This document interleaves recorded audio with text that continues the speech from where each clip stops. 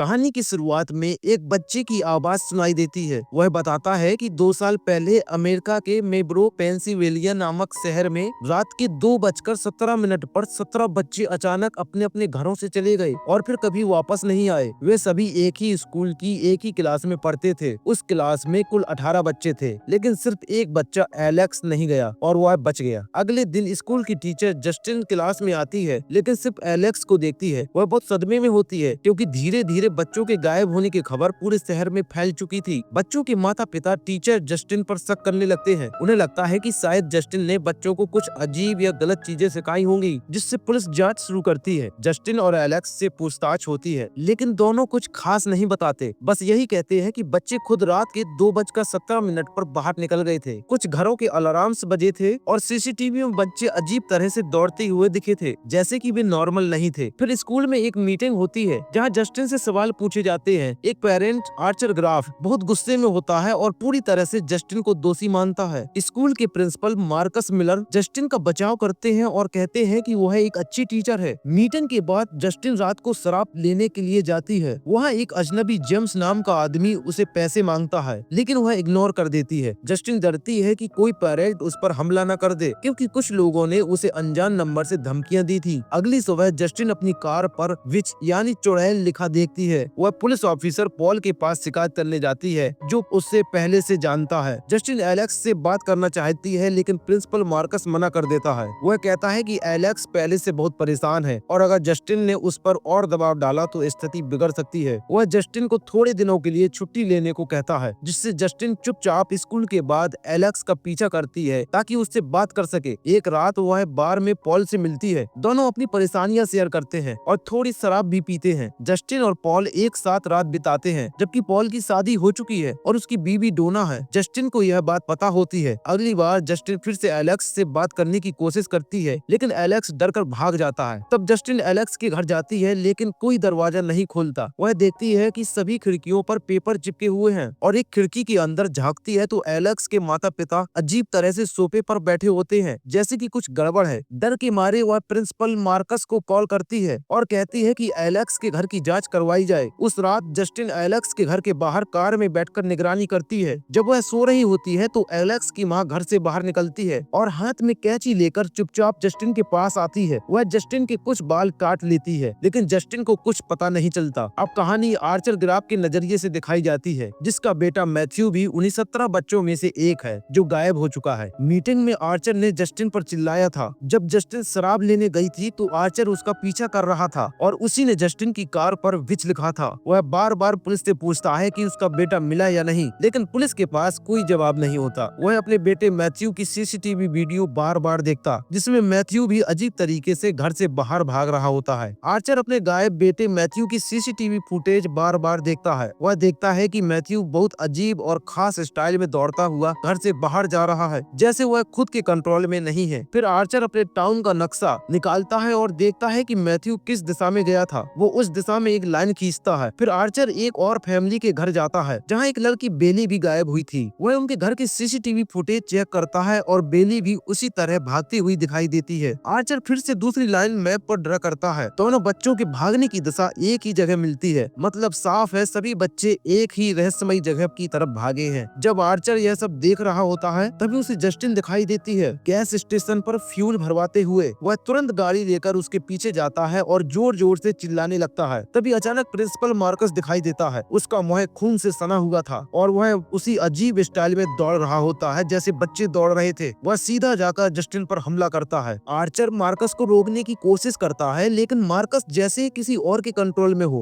वह बहुत हिंसक और खतरनाक हो चुका है। उसका सिर्फ एक ही मकसद है, जस्टिन को नुकसान पहुंचाना। फिर जस्टिन डरकर स्टोर के अंदर भाग जाती है। मार्कस उसका पीछा करता है, आर्चर भी उनके पीछे आता है और फिर कहानी यहीं पर कट हो जाती है। अब एक जरूरी बात दिखाई जाती है। जब आर्चर और जस्टिन के पर्सपेक्टिव दिखाई जाते हैं तो उनके सपनों में एक अजीब सी बूढ़ी औरत दिखाई देती है। वह औरत जोकर जैसी दिखती है, डरावनी, रहस्यमयी। इस बूढ़ी औरत का जिक्र बहुत जरूरी है, क्योंकि आगे चलकर इसका गहरा कनेक्शन मिलेगा। अब कहानी पुलिस ऑफिसर पॉल के नजरिए से दिखाई जाती है। पॉल की पत्नी डोना टाउन से बाहर गई होती है और पॉल पुलिस स्टेशन पर जाता है। यह वही दिन होता है जब जस्टिन अपनी कार पर विच लिखा होने की शिकायत करने आई थी। यहाँ पर दोनों आंखों से मिलते हैं और हल्का सा हाय बोलते हैं, क्योंकि यहाँ पर ज्यादा बातचीत नहीं होती। फिर पॉल रास्ते में वही आदमी जेम्स को देखता है जो नशेड़ी और झूठा है, वही जिसने जस्टिन से पैसे मांगे थे। अब जेम्स किसी के घर में घुसने की कोशिश कर रहा होता है, जिससे पॉल उसे पकड़ लेता है और गाड़ी में डाल देता है। जब वह जेम्स की तलाशी लेता है तो उसे उसकी पॉकेट में एक नीडल चुभती है, शायद ड्रग्स की नीडल है। गुस्से में पॉल उसे थप्पड़ मार देता है। यह सब पॉल की कार में कैमरे की वजह से रिकॉर्ड हो जाता है। अब अगर कोई सीनियर ऑफिसर यह फुटेज देखेगा तो पॉल पर मारपीट का केस बन सकता है और उसकी नौकरी भी जा सकती है। इसलिए पॉल जेम्स से कहता है कि वह उसे छोड़ देगा, बस वह किसी को कुछ न बताए और टाउन से चला जाए। जेम्स मान जाता है और भाग जाता है। कुछ देर बाद जस्टिन पॉल को मैसेज करती है, जिससे दोनों पार्क में मिलते हैं और रात को साथ में सो जाते हैं। अगली सुबह पॉल जब घर आता है तो डोना वापस आ चुकी होती है। वह पॉल को देखकर समझ जाती है कि उसने जस्टिन के साथ धोखा किया है। डोना बहुत गुस्से में होती है और स्टोर में जाकर जस्टिन पर हमला करती है, लेकिन दुकान का मालिक बीच में आकर उन्हें रोक लेता है और जस्टिन बच जाती है। पॉल जस्टिन स्टेशन जाकर अपने कप्तान से बात करता है। कप्तान कहता है कि अगर जेम्स शिकायत नहीं करेगा तो कुछ नहीं होगा और डैश कैम की वीडियो 1 महीने में खुद डिलीट हो जाएगी। पॉल स्टेशन के बाहर जाता है और देखता है कि जेम्स वापस आ गया है। पॉल को बहुत गुस्सा आता है और वह उसका पीछा करता है। अब कहानी जेम्स के नजरिए से दिखाई जाती है। जेम्स एक ड्रग्स एडिक्ट और झूठा आदमी है। वह जस्टिन से भी पैसे मांग चुका है और अब घरों में चोरी करता है। वह चोरी करके सामान शॉप में बेच देता है ताकि ड्रग्स खरीद सके। अब वह एलेक्स के घर में भी चोरी करने जाता है। एलेक्स वही बच्चा है जो बाकी सभी बच्चों की तरह गायब नहीं हुआ था। जेम्स देखता है कि एलेक्स के पेरेंट्स सोफे पर एकदम जमे हुए बैठे हैं, बिल्कुल बिना हिले डुले। जब जेम्स एलेक्स के घर के बेसमेंट में 17 गायब बच्चों को खड़ा देखता है तो वह बुरी तरह डर जाता है। तभी एलेक्स के पेरेंट्स धीरे धीरे उसकी तरफ बढ़ते हैं, जैसे कोई रोबोट हो या किसी के कंट्रोल में हो, जिससे जेम्स डरकर भाग जाता है। फिर सड़कों पर जेम्स के गायब बच्चों के पोस्टर दिखाई देते हैं। हर पोस्टर पर रिवार्ड लिखा है, यानी जो भी जानकारी देगा उसे इनाम मिलेगा। वह पुलिस को कॉल करता है और कहता है कि उसे बच्चों की लोकेशन का पता है। पुलिस कहती है कि वह रिपोर्ट लिखवाए, तभी रिवार्ड मिलेगा। जेम्स पुलिस स्टेशन जाता है, लेकिन वहाँ पॉल मिल जाता है, वही पुलिस अफसर जिसने पहले उसे छोड़ा था। पॉल को देखकर जेम्स डर कर फिर भागता है और जंगल में छुप जाता है। जंगल में उसे वही डरावनी क्लाउन जैसी बूढ़ी औरत दिखती है जो उसे अपने पास बुला रही होती है, लेकिन जेम्स डर कर एक टेंट में छुप जाता है। अचानक कोई टेंट खोलने लगता है तो जेम्स उसे ड्रग्स की नीडल से अटैक कर देता है, लेकिन वो इंसान कोई और नहीं बल्कि पॉल होता है। पॉल गुस्से में जेम्स को अरेस्ट कर लेता है और कार में बिठा लेता है। जेम्स कहता है कि वह बच्चों की लोकेशन जानता है। फिर वह पॉल को लेकर एलेक्स के घर पहुंचता है। पॉल जेम्स को कार में बंद करके घर की जांच करने चला जाता है, लेकिन बहुत देर तक वापस नहीं आता। जेम्स कार में ही बैठा इंतजार कर रहा था। तभी देर रात पॉल बाहर आता है, लेकिन वह नॉर्मल नहीं दिखता, वह जैसे हिप्नोटाइज या सम्मोहन में हो। फिर वह जेम्स को खींचकर घर के अंदर ले जाता है और यहीं पर सीन कट हो जाता है। अब कहानी प्रिंसिपल मार्कस के नजरिए से दिखाई जाती है। जस्टिन ने मार्कस को कॉल करके कहा था कि वह एलेक्स के घर को लीगल तरीके से चेक करे ताकि पता चल सके एलेक्स ठीक है या नहीं। मार्कस ने एलेक्स के पेरेंट्स को स्कूल बुलाया, लेकिन उनके बदले में एक अजीब क्लाउन जैसी औरत आती है जो खुद को एलेक्स की आंटी ग्लैडिस बताती है। ये वही औरत है जो जस्टिन, आर्चर और जेम्स के डरावने सपनों में दिखाई दी थी। ग्लैडिस कहती है एलेक्स के पेरेंट बीमार है, इसलिए वे नहीं आ सकते, लेकिन मार्कस कहता है वह खुद उनके घर जाकर चेक करेगा या फिर चाइल्ड सर्विसेज को इन्वॉल्व करेगा। यह सुनकर ग्लैडिस नाराज हो जाती है। अगले सीन में मार्कस अपनी पत्नी टेरी के साथ घर पर होता है। तभी बिना बुलाए ग्लैडिस घर पर आ जाती है और कहती है कि वह गेस्ट है। वह एक गिलास पानी मांगती है और फिर अजीब लकड़ी निकालती है जिसमें कांटे लगे होते हैं और उस पर मार्कस के स्कूल ऑफिस का झंडा बना होता है। शायद ये झंडा उसे स्कूल से चुराया है। ग्लैडिस अपने हाथ को उस लकड़ी के कांटों पर काटती है और उसका खून लकड़ी पर गिराती है। फिर वह एक घंटी बजाती है जिससे मार्कस सम्मोहन हो जाता है। वह पूरी तरह से उसके कंट्रोल में आ जाता है। फिर ग्लैडिस मार्कस की पत्नी टेरी के बाल काटती है और उन्हें उसी लकड़ी में चिपका देती है। फिर लकड़ी तोड़ देती है। जैसे ही लकड़ी टूटती है, मार्कस अपनी पत्नी पर हमला कर देता है और टेरी की मौत हो जाती है। इस हमले में मार्कस भी बुरी तरह घायल होता है। फिर ग्लैडिस एक कटोरी पानी में लकड़ी डालती है जिससे मार्कस रुक जाता है। अब यह साफ हो जाता है कि ग्लैडिस किसी को भी सम्मोहित करके अपने कंट्रोल में ले सकती है और उसे अपने प्लान में इस्तेमाल कर सकती है। अब वह जस्टिन के बाल जो उसने पहले कटवाए थे एक दूसरी लकड़ी पर लगाकर मार्कस को जस्टिन पर अटैक करने के लिए भेजती है। याद है एलेक्स की माँ ने जस्टिन के कार में चुपचाप उसके बाल काटे थे। इसका मतलब ग्लैडिस ने एलेक्स के पेरेंट को भी अपने कंट्रोल में कर लिया है। अब मार्कस हिप्नोटाइज होकर दौड़ता है और पेट्रोल पंप पर पहुंचकर जस्टिन पर अटैक करता है। वहाँ आर्चर भी मौजूद होता है और दोनों मिलकर लड़ते हैं। जस्टिन कार में बैठकर भागती है और मार्कस उसके पीछे दौड़ता है। आर्चर अपनी कार से दोनों का पीछा करता है, तभी एक गाड़ी मार्कस से टकरा जाती है जिससे उसका सिर फट जाता है और वहीं पर उसकी मौत हो जाती है। अब आर्चर को समझ आ जाता है कि जस्टिन ने बच्चों को गायब नहीं किया बल्कि वो खुद भी एक विक्टिम है, जिससे दोनों के बीच दोस्ती हो जाती है। आर्चर जस्टिन को वो मैप दिखाता है जिसमें सभी गायब बच्चों की दौड़ने वाली लाइनें एक ही पॉइंट पर मिल रही थी। जस्टिन कहती है कि ये पॉइंट एलेक्स का घर है, जिससे दोनों वहीं कार से जाते हैं और घर की निगरानी करने लगते हैं। अब कहानी एलेक्स के नजरिए से दिखाई जाती है। जब बच्चे गायब नहीं हुए थे तब एलेक्स अपने मम्मी पापा के साथ रहता था, स्कूल जाता था, लेकिन वहाँ पर लड़के थोड़ा उसे चिढ़ाया करते थे। फिर एक दिन उसके पापा बताते हैं कि उनकी मॉम की आंटी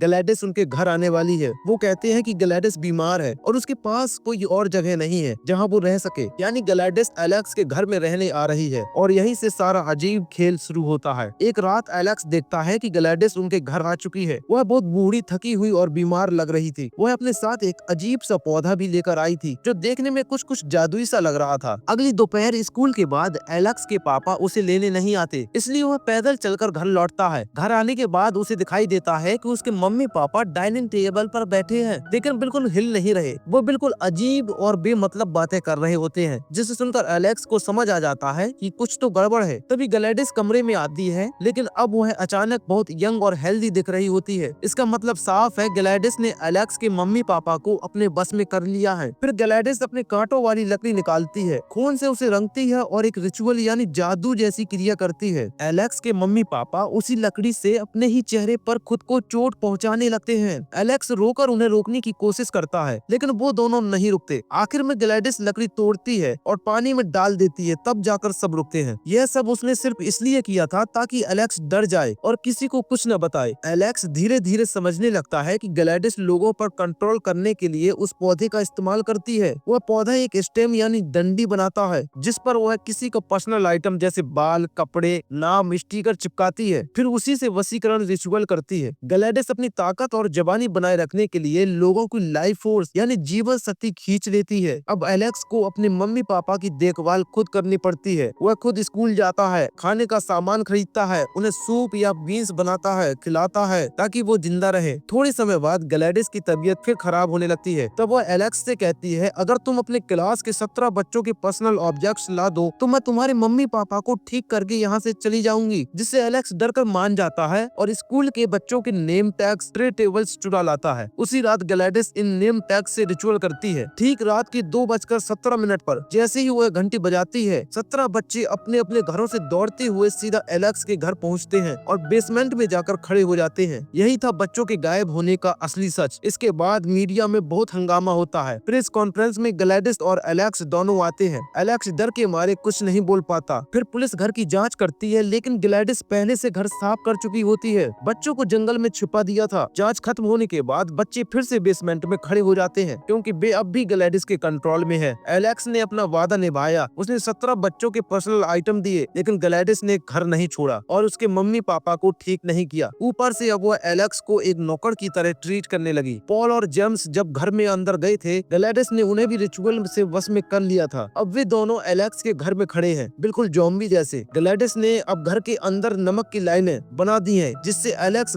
उन सीमाओं को पार न कर सके। अब तक जितने भी किरदारों के पर्सपेक्टिव थे, जस्टिन, आर्चर, पॉल, एलेक्स, सभी एक ही जगह आ चुके हैं। अब आर्चर और जस्टिन एलेक्स के घर के बाहर खड़े हैं। तभी पॉल बाहर आता है और जस्टिन को इशारे से घर के अंदर बुलाता है। जैसे ही जस्टिन और आर्चर नमक की लाइन क्रॉस करते हैं, पॉल और जेम्स उन पर हमला कर देते हैं। दोनों अब ज़ॉम्बी जैसे हो चुके होते हैं, बार बार उड़ जाते, चाहे उन्हें जितनी चोट पहुंचाओ। जस्टिन मजबूरी में पॉल के सिर पर गोली मार देती है, जिससे वो मर जाता है। फिर जेम्स के सिर पर भी गोली मारती है और उसे भी खत्म कर देती है। अब साफ हो जाता है कि वशीकरण में आए लोगों को मारने का एक ही तरीका है, सिर पर गोली। अब आर्चर बेसमेंट में जाता है और वहाँ उसे 17 बच्चे खड़े मिलते हैं। वह अपनी बेटी मैथ्यू को ढूंढता है। तभी पीछे से ग्लैडिस आती है और उसके बाल काट लेती है। अब वह आर्चर पर रिचुअल करती है और आर्चर जस्टिन पर हमला करने चला जाता है। इधर एलेक्स अपने कमरे में होता है, लेकिन अब वह नमक की लाइन क्रॉस कर देता है। उसके कंट्रोल में आए मम्मी पापा उसे मारने दौड़ते हैं, तो वह वहाँ से भाग जाता है। फिर एलेक्स ग्लैडिस के रिचुअल वाले कमरे में पहुँचता है। वहाँ से वह प्लांट का एक स्टैम्प तोड़ता है और उसे अपने खून से रंगता है और उसे तोड़ देता है। इसका मतलब एलेक्स ने अब ग्लैडिस पर ही उसका रिचुअल इस्तेमाल कर दिया। अब वो 17 बच्चे जो अब तक उसके कंट्रोल में थे, होश में आ जाते हैं, लेकिन अब उन्हें सिर्फ एक बात याद है, ग्लैडिस को खत्म करना। ये सभी बच्चे बेसमेंट से दौड़कर बाहर निकलते हैं। ग्लैडिस डर कर शहर की सड़कों पर भागने लगती है। वो अब वो बुजुर्ग औरत नहीं रही, बल्कि डर से बौखलाई हुई राक्षसी बन चुकी है। शहर के लोग यह सब देखकर हैरान रह जाते हैं। एक औरत के पीछे 17 बच्चे दौड़ रहे हैं, जैसे किसी भूतिया ताकत को खत्म करने निकले हों। भागते भागते ग्लैडिस एक सुनसान गली में पहुंचती है, लेकिन बच्चे उसे घेर लेते हैं। फिर एक एक करके सभी बच्चे उस पर टूट पड़ते हैं। कुछ ही सेकंड्स में ग्लैडिस के शरीर के टुकड़े टुकड़े हो जाते हैं। वो चीखती है, लेकिन उसकी ताकत अब खत्म हो चुकी होती है। जैसे ही वो मरती है, वैसे ही सभी पर जो वशीकरण का असर था वो टूट जाता है। आर्चर जो अभी अभी जस्टिन पर हमला करने जा रहा था, वो अचानक रुक जाता है और उसे होश आ जाता है, जिससे जस्टिन बच जाती है, लेकिन बहुत थकी हुई और टूट चुकी थी। अब वो दोनों समझते हैं कि ग्लैडिस ही पूरे शहर की मुसीबत की जड़ थी, लेकिन अभी सब कुछ नॉर्मल नहीं हुआ। हालांकि आर्चर का वशीकरण नया था, इसलिए वो जल्दी ठीक हो जाता है, लेकिन जिनका वशीकरण बहुत पहले से था, जैसे एलेक्स के मम्मी पापा, वो 17 बच्चे, वो अब भी जिंदा है, लेकिन लाश जैसे। वे अब बोलते नहीं, हिलते नहीं, सिर्फ जिंदा शरीर जैसे हैं, बिना आत्मा के। आर्चर अपने बेटे मैथ्यू से मिलता है, लेकिन मैथ्यू कुछ नहीं बोलता। वो बस खड़ा रहता है, जैसे उसे पता ही ना हो कि ये उसका पिता है। आर्चर रोता है, लेकिन उसे उम्मीद रहती है कि शायद एक दिन सब ठीक हो जाएगा। अब 2 साल बाद दिखाया जाता है, उसमें बताया जाता है एलेक्स के मम्मी पापा अभी भी ठीक नहीं हुए हैं, उन्हें आज भी खाना खिलाना पड़ता है। एलेक्स अब अपनी दूसरी आंटी के साथ रहता है, जो अच्छी और नॉर्मल है। जिन 17 बच्चों को बस में किया गया था, कुछ अब भी नहीं बोलते, लेकिन कुछ समय बाद कुछ बच्चे धीरे धीरे ठीक होने लगते हैं और बोलना शुरू कर देते हैं। और इसी के साथ यह कहानी यहीं पर खत्म हो जाती है। अगर आपको ये कहानी पसंद आई हो तो चैनल को सब्सक्राइब करें और वीडियो को लाइक करें तथा कमेंट करके अपनी राय जरूर बताएं।